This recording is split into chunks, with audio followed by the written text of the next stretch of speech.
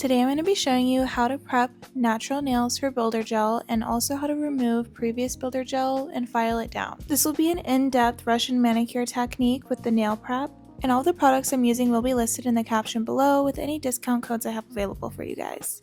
To start off, I'm going to examine the nail and take a look at the grow out. Ideally, we want a really nice thin grow out near the cuticle area. You shouldn't have to really fully remove the builder gel as long as you did your previous prep well. If you have any lifting, you will need to remove that as well. Luckily with this client had really great retention, so I'm going right in with my carbide bit. This carbide bit is great because it has a rounded top. It's really perfect for beginners if you are a little bit nervous when you're using a carbide bit. I like to go at a speed of 30,000 RPMs, but this is totally up to you. As you're getting used to using these kind of bits and using an Efile, you may need to start at a lower speed. I have my Efile in the forward position and I'm going up and down on the nail. Now notice I'm not holding it down and running it up and down, back and forth. I am lifting my hand up and I'm lifting the Efile bit off of the nail each time and I'm bringing it back to the starting point.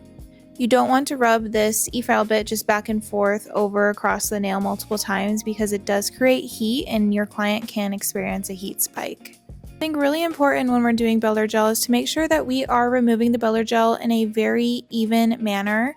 So notice I like to look at the nail from multiple angles and make sure that it looks like it's being removed evenly.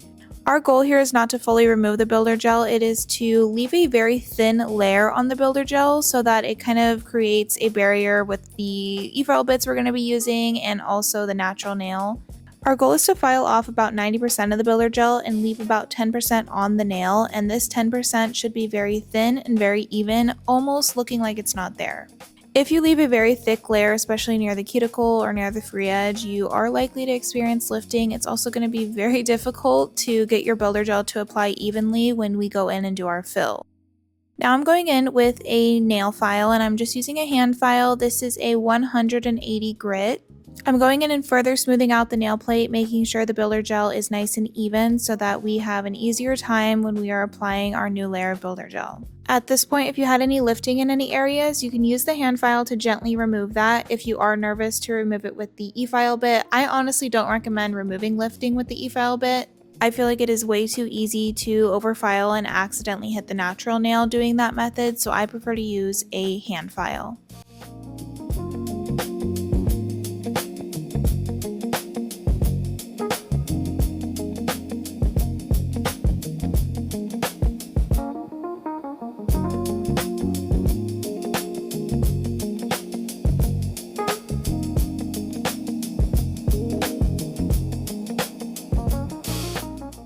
Once everything is pretty smooth, go ahead and take a look at all the angles, make sure the sidewalls are pretty even, the free edge is even. Everything should just be generally pretty even and the thickness should be even across the entire nail.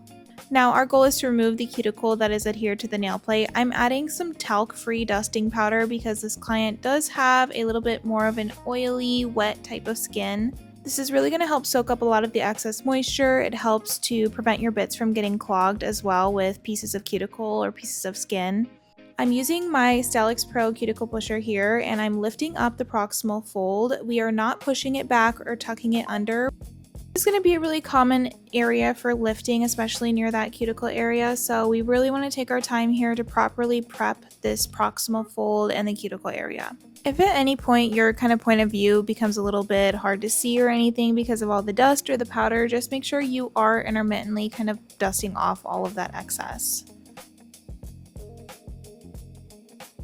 On the other side of this pusher is a little scraping tool and I'm using that to very gently scrape the cuticle off of the nail plate. When there's any cuticle left on the nail plate, that is when you are most likely to experience lifting near that cuticle area. This also helps prevent your flame bit and other bits that you're using from getting clogged with the cuticle. Very important here to keep this tool very parallel to the natural nail. We are not using any pressure, we're not using any angles. It can be easy to scrape off natural nail if you are doing those things.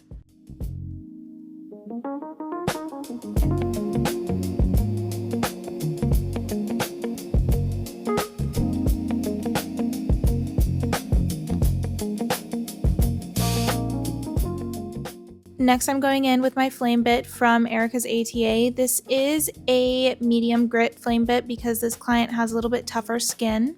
Starting in the forward position, and I'm going underneath the proximal fold, I'm lightly going down into the sinus and the cuticle area. This bit is lightly touching the nail plate at first to kind of remove and etch the nail plate just a tiny bit, but we are not really focusing it there. We're focusing it on the proximal fold and that skin surrounding it. Again, this bit is a forward position and we are at a speed of about 12,000, and I'm being very gentle not to use any pressure here. With the side or the belly of the bit, I do like to use that to exfoliate the outer area of the sidewalls, the fingertip. All this extra dead skin here can be exfoliated off with the belly of the flame bit. Our goal here is to lift up the proximal fold and to clean out the sinus. We are not digging deeply into the sidewalls or the lateral folds because that can cause a lot of issues, including basically the nail plate detaching from the nail bed, which is known as onycholysis. It's okay to gently glide down the sidewall, but we are not digging into it whatsoever and not using any pressure there. Flipping the flame bit into reverse, we're keeping it at the same speed and doing the same exact thing along the other side. Now, when we're in reverse, we're going to do something a little bit different, and I'll explain that in just a second here, but we're going to complete the same exact steps we did on the other side. I want you to notice when I first touch the flame bit to the proximal fold how I'm not holding it straight and I do have it at a slight angle. Biggest goal I want you to keep in mind when we're doing this technique is to make sure that proximal fold is lifted and nothing underneath it is attached, because that can cause lifting, it can cause a weird looking grow out, and it can also cause flooding when you are working with your product.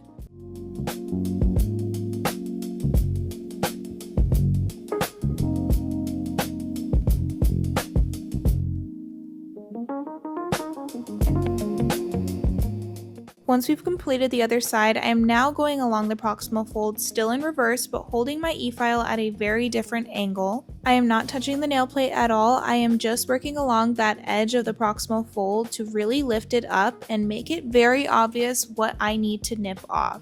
The proximal fold is living tissue as well as the eponychium, so we are not cutting into the tissue. We are only nipping off the lifted keratinized edge of the proximal fold. This is no longer living tissue.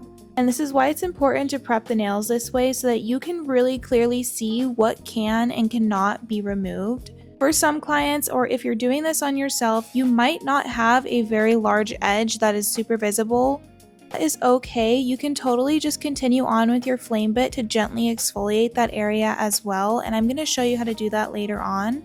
I always try to avoid nipping and using cuticle scissors if I can, so I will try to remove as much as I can with the flame bit first. Now I am going in with my cuticle scissors, and I'm being very gentle here to just make sure that I'm nipping off that lifted edge. I find cuticle scissors to be a lot easier than cuticle nippers, and it's a lot easier to really kind of outline the area that you want to nip off. With cuticle nippers, they're a little bit more straight and flat, and so it doesn't really align well with the curved edge along the proximal fold.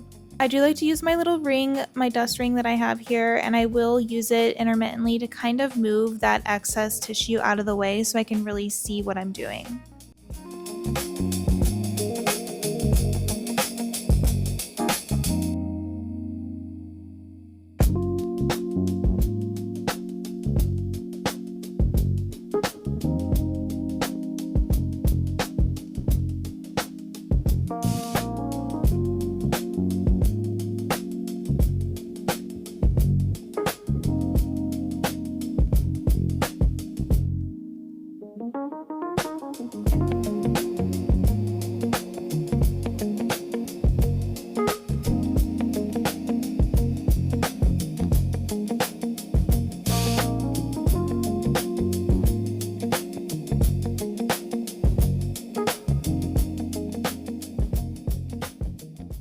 Now, if you're doing this properly, you should not have any bleeding, you should not have any cuts, you shouldn't have anything like that, because we are not cutting into the living tissue. You may not always get everything in one go. I honestly normally don't, so don't feel bad if you have to go back in and get any little pieces that are still kind of lifted and hanging off.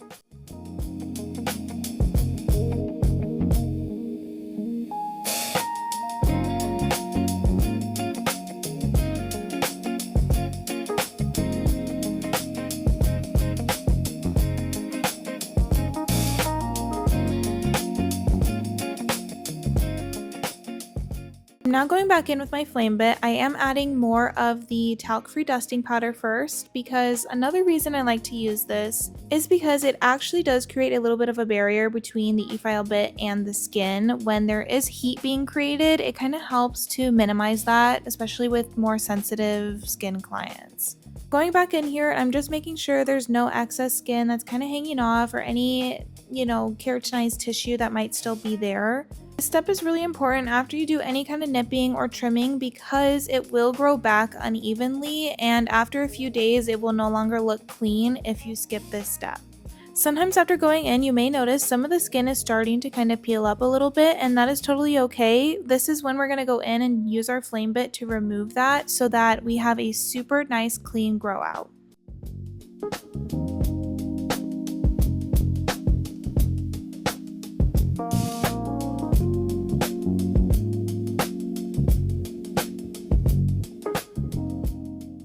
We are basically just exfoliating along the proximal fold here, and I'm in the reverse position, I'm in the forward position, I'm moving it around to wherever I feel like I need to have the direction going. Typically I like to keep the speed a little bit lower at around 5,000 to 6,000 RPMs, and I really encourage you to kind of experiment and see how your Efile bits work in different directions, because sometimes there might be a little piece of skin that just doesn't want to come off, but then if you flip it into the other direction, it will come right off.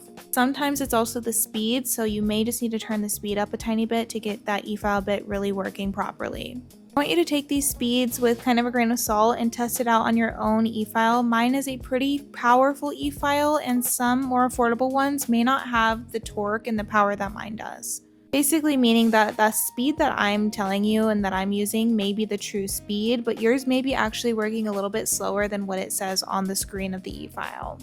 So you can see here the skin that I'm talking about that kind of started to peel up, so I'm just working along that until it kind of all comes off, and I'm making sure to move around, give it a break so that it doesn't get irritated or hot.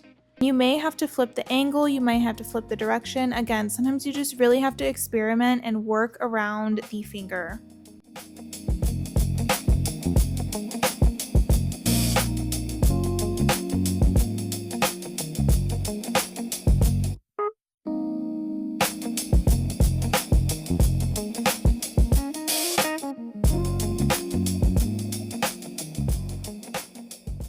I also always recommend for all of my students to try any new techniques that they learn out on themselves first, or even a friend or a family member, someone you feel comfortable with. That way you can get a good idea of pressure, speed, direction, all of the things that I'm kind of talking about here. They're going to be very much trial and error. Once we get this all prepped, we're going to dust everything off, we're going to cleanse with alcohol, and these nails will be ready to go for product. That is my full process for a builder gel fill before we actually do the fill, and my Russian manicure process. I hope this was really helpful for you guys. Please let me know if you have any questions down below.